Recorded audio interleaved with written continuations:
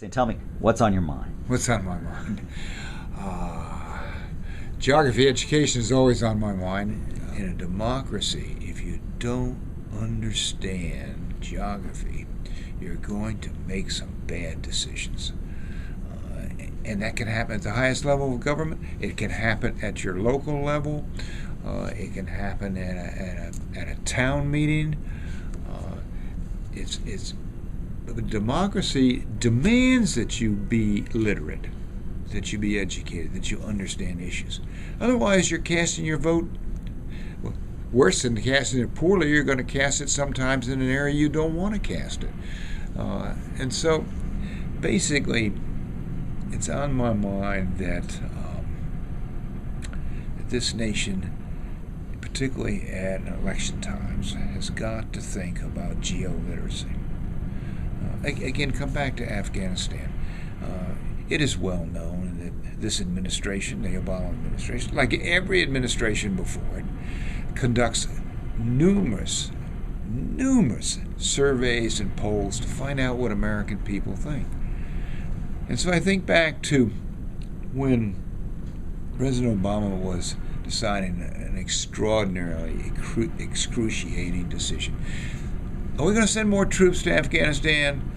Are we going to leave it the way it is? Or are we going to bring them home? Well, he wanted to find out what the American people thought about that. And I applaud him for doing that. He should do that. He represents them.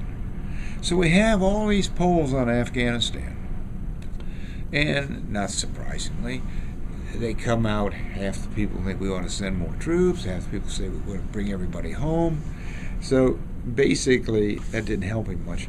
That doesn't bother me. What bothers me is I know for absolute certainty that the people voting those polls hadn't the faintest idea what they were voting about. They hadn't the faintest idea what the geographical aspects of that country were. They don't understand tribal influences in that country.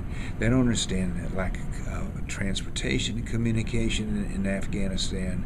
They don't understand that the agriculture of Afghanistan, indeed the economy, is based on growing poppies. And I'm not saying it's good, but I'm saying it's fact.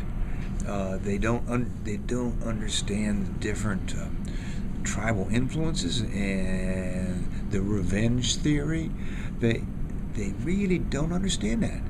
I will bet you that the majority of Americans, indeed 75% of the Americans, can't even tell you who borders their country. Maybe some of them will get Pakistan, but will they get Iran? Iran has a huge, long border with Afghanistan. That's an important aspect of our relations with Afghanistan. So it really disturbs me that people that the president wants to rely on for an opinion are basically uninformed. And the same is true at home in the oil spill. Suddenly, because they got the oil well capped, everybody thinks the problem's going away. In point of fact, the problem's just begun. How are you going to clean up the Gulf of Mexico? How are you going to rebuild the marshes? Who's going to pay for them? How's it going to get done? It's going to take years. What happens to the economy in those areas? Those are all really crucial questions. But the Gulf of Mexico has dropped out of the news just because they capped the well. Again, it points up the fact that Americans don't understand geography and the issues involved in the oil spill. Go far beyond capping the oil well. And I could go on and on, but unless we educate the electorate, democracy is going to flounder. You've made a long investment in training teachers, coaching them, giving them better skill sets to teach effectively in their classrooms, geography education. And would you say, are there some bright spots in the work that's going on with those programs here in the U.S.? I think one of the problems of working outside the government, as we do, is that you're dealing with such a massive number of teachers. you know, we can train 150,000 teachers, and we don't even keep up with attrition. And we put 5, 6, 7, 8, if we're lucky, and go to some foundations, $10 million a year into geography education. Well, the United States government, even though it's a core subject, puts $0 into geography education. They put $100 million into history, etc., etc. But they put $0 into geography education.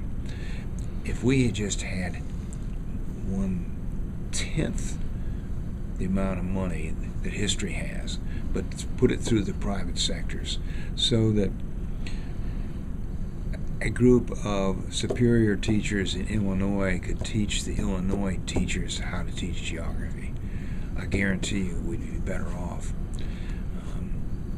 And I think that's been the key to our program. What little success we've had is that we reach into the grassroots, and they participate at the grassroots. It's not driven from Washington, D.C.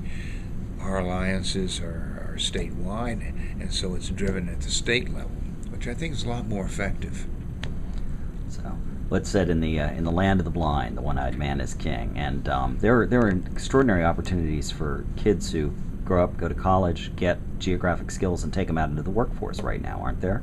And that's been documented. Yeah, and believe me, there are some centers of education that are excellent. Take Texas State University.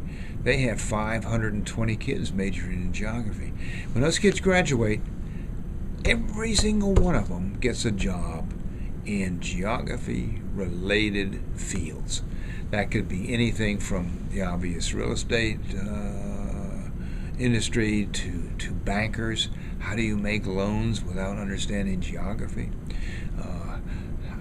How much of our real estate problems today are because people didn't understand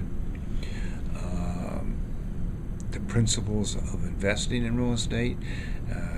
The old cliche, real estate is location, location, location. Well, that's somewhat true, but it's also patterns of change, patterns of development, patterns of transportation.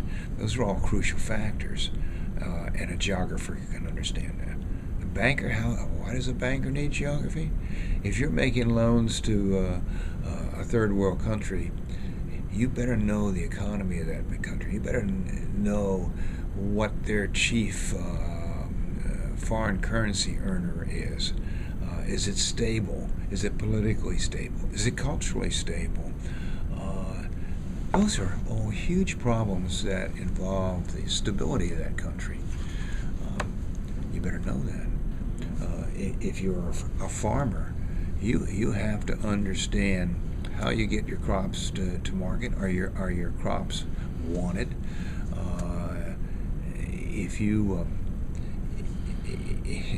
you tried to grow a perishable crop in a part of the United States where there's poor transportation, you're going to go bankrupt because you're not going to get your product to market.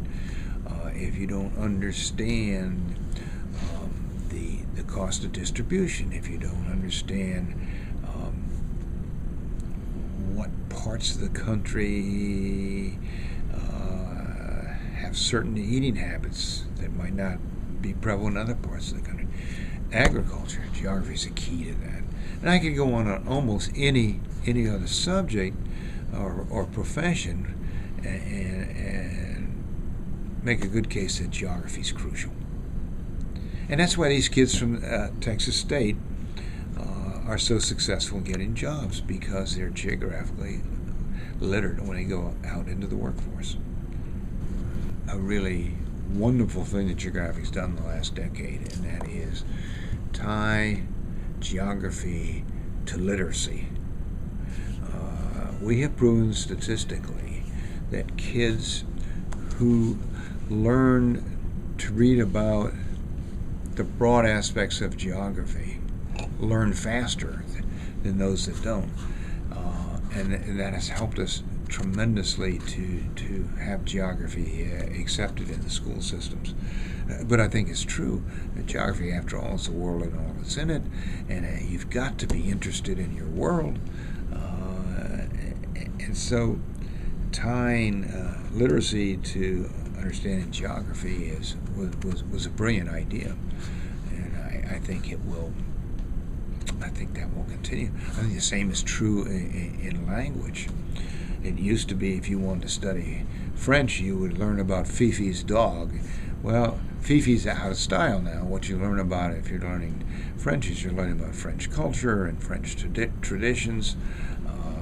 So you're learning two things at once. You're learning a language and you're also learning about the different culture. And that's huge. That's really crucial.